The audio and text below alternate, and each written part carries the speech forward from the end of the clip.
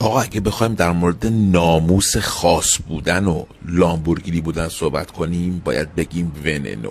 شاهکار مال سال 2013. 4 تا کوپه ساختن، یکیش خود لامبورگینی نگه روش، 3 تاشو فروختن، یکیش تو مونتریاله. قیمت روانی 13.9 میلیون دلار. وننو رو پلتفرم اونتادور ساخته شده، اما شاسی و مونوکوک همش کاربون فایبر هست. آیرودینامیک در حد وحشی بازی، یعنی دیوانه کننده. رینگ های کاربون فایبر با طرح تورباین و این پیچ وسط که نکنید یه دونه پیچ گذاشتن. دیسکا سرامیکی، کالیپر در حد گاو. اصلا این ماشین خودش هم گاوه. چه گاویه؟ بعد خوبه در مورد گاو بودنش صحبت بکنیم.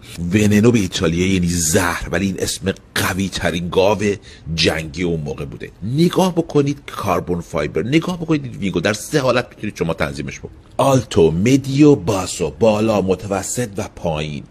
آقا شما به سایز این وینگ نگاه کنید، اصلا ببینید چقدر هیولاست.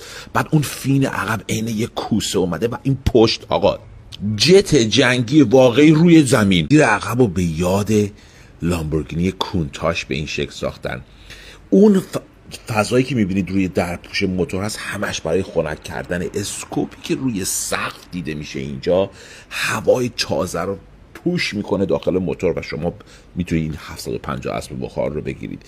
طراحی که بعد از 12-13 سال اینقدر رو به جلو و پیشرفته است واقعا باید یک شاهکار باشه، یعنی باید طرحهاش نابغه باشن. برای 50مین سال تولید لامبورگینی این وننو رو ساختن.